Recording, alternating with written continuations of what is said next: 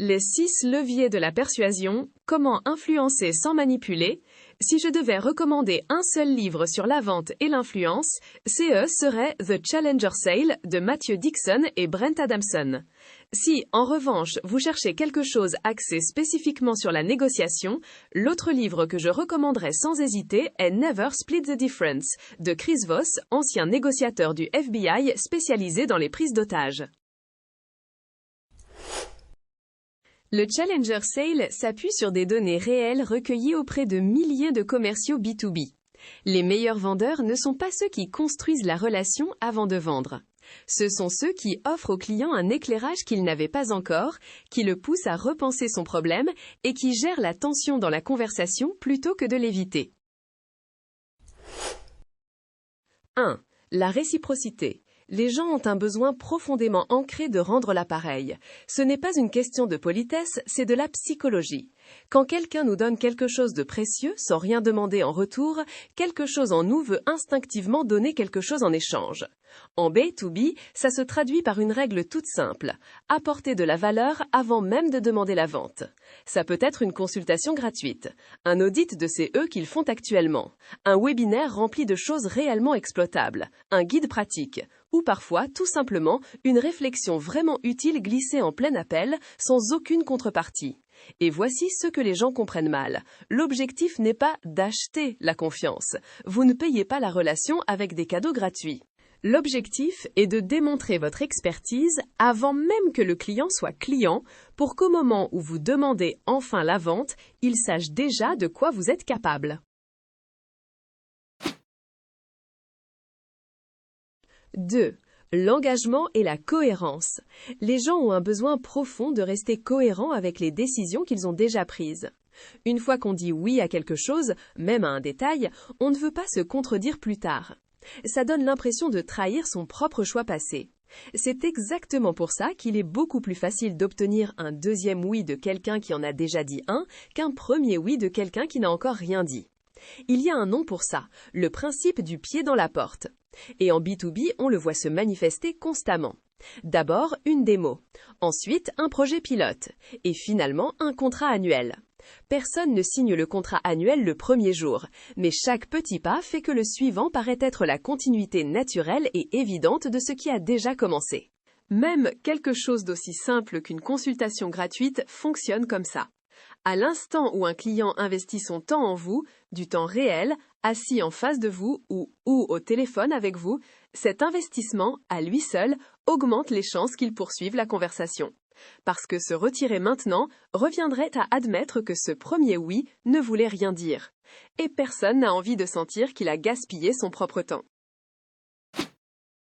3. La preuve sociale.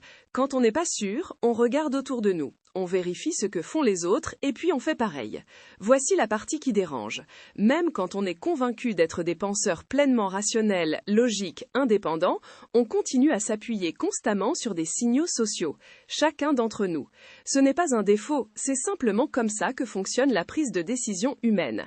C'est exactement pour ça que les études de cas sont si puissantes, tout comme les témoignages, les logos de clients sur une diapositive, les données de performance réelles, les avis de personnes qui se trouvaient exactement là où se trouve votre prospect aujourd'hui. Mettez-vous à la place du client. Si des entreprises qui lui ressemblent, même secteur, même taille, même type de problème, ont déjà obtenu de vrais résultats avec votre solution, ce n'est soudain plus un saut dans l'inconnu. C'est simplement l'étape suivante logique. Il peut déjà se projeter dans ce résultat. En B2B, la preuve sociale n'est pas juste un plus agréable à avoir. C'est l'un des leviers de confiance les plus puissants de toute votre panoplie. Fort. La sympathie. Voici quelque chose que tout bon closer sait d'instant. Quand deux professionnels affichent le même niveau de compétence, la décision ne se joue presque jamais sur la compétence. Elle se joue sur le confort. On choisit la personne avec qui on se sent bien. Mais soyons clairs sur ce que plaire veut vraiment dire, parce que c'est souvent mal compris. Ce ne veut pas dire être la personne la plus bruyante de la pièce. Ce ne veut pas dire étaler sa vie privée ou jouer les extravertis comme si c'était une exigence du poste. Et ce ne veut certainement pas dire s'écraser comme un paillasson devant le client en espérant qu'il se souvienne de vous parce que vous lui avez tout donné de vous-même. Ce n'est pas ça, la sympathie. C'est de la désespération, et les clients sentent la différence. La vraie sympathie est plus discrète que ça. Elle se construit, elle ne se joue pas. Et ceux qui la maîtrisent restent à la fois sincères et magnétiques, accessibles, mais jamais totalement prévisibles. Une pointe de mystère, ça ne fait jamais de mal. Alors comment la construire concrètement? 4 choses. Vous écoutez, activement, sans attendre votre tour de parler. Vous montrez un intérêt réel, pas tactique. Vous trouvez un terrain d'entente, même dans la conversation légère. Vous mettez l'autre à l'aise en votre présence. Imaginez la scène. 2 consultants font un pitch au même client, même prix, même proposition sur le papier. L'un entre, débite ses diplômes et repart. L'autre dit « Avant de parler chiffres, dites-moi C qui vous empêche vraiment de dormir avec ce projet. » Même compétence. Résultat complètement différent. C'est exactement pour ça que le networking n'est pas un plus si on a le temps. C'est tout le jeu. Parce que voici la vérité que la plupart des gens oublient. On ne fait pas affaire avec des entreprises. On fait affaire avec des gens qu'on connaît. Et plus encore, avec des gens qu'on apprécie.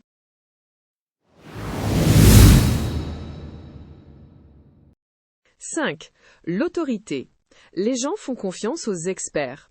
Ou plus précisément, ils font confiance à quiconque en a l'air. Et c'est là que la plupart des commerciaux se trompent. Connaître son produit ne suffit pas. Il faut être perçu comme quelqu'un qui le maîtrise sur le bout des doigts.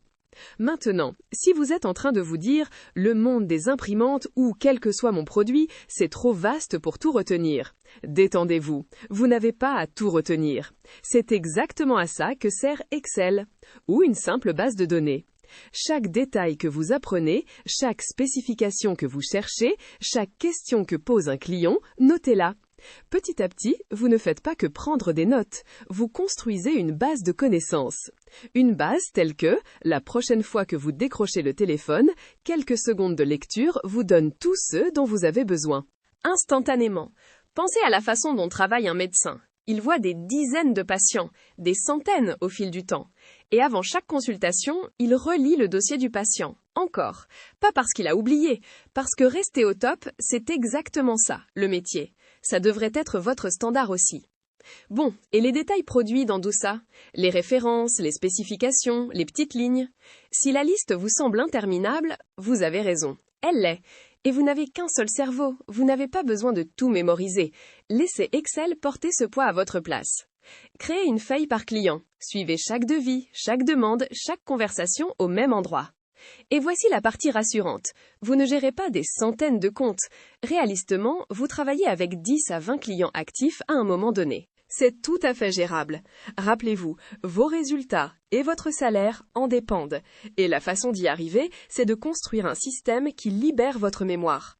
Si les médecins peuvent le faire pour des centaines de patients, vous pouvez sans problème le faire pour 20 clients. Mais la connaissance seule ne suffit pas. Il faut aussi la faire savoir.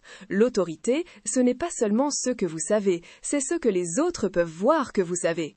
Et vous construisez cette visibilité par publier du contenu sur LinkedIn, écrire des articles, animer ou participer à des webinaires, prendre la parole lors d'événements du secteur. Chaque contenu que vous publiez ajoute une brique de plus à votre crédibilité. Alors, le jour où vous entrez dans cette réunion, le client ne voit pas juste un commercial. Il voit quelqu'un qu'il considère déjà comme un expert. 6. La rareté. Le 6e principe. Le dernier.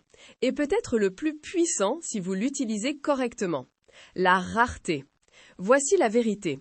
Les gens n'accordent pas de valeur à ce qui est illimité. Ils accordent de la valeur à ce qui est limité. Aussi simple que ça. En B2B, ce n'est pas de la théorie, c'est une tactique. Et vous pouvez commencer à l'utiliser dès aujourd'hui. Limitez le nombre de créneaux de consultation gratuites. Plafonnez le nombre de nouveaux clients acceptés par trimestre. Fixez des conditions hauts ou des tarifs limités dans le temps. La rareté, ce n'est pas de la manipulation, c'est de la clarté. Quand dites au client, ceci a de la valeur et la valeur a des limites. Mais voici la règle à ne jamais briser. Jamais. La rareté doit être réelle. Si vous dites qu'une offre expire vendredi, elle expire vendredi. Point final. Parce que si CE client revient lundi et que l'offre expirée est toujours miraculeusement sur la table, vous n'avez pas créé d'urgence. Vous avez détruit votre crédibilité. Et ne vous y trompez pas, une vente perdue, on s'en remet. Mais la crédibilité perdue, ça prend infiniment plus de temps à reconstruire. Certains clients, on ne les récupère jamais. Alors voici la norme. Dites CE que vous pensez. Faites CE que vous dites. À chaque fois. Parce que la vraie rareté n'est pas une tactique de pression, c'est une promesse. Et les commerciaux qui tiennent leurs promesses, ce sont ceux en qui les clients ont confiance. Et la confiance, c'est eux qui concluent les ventes trimestre après trimestre.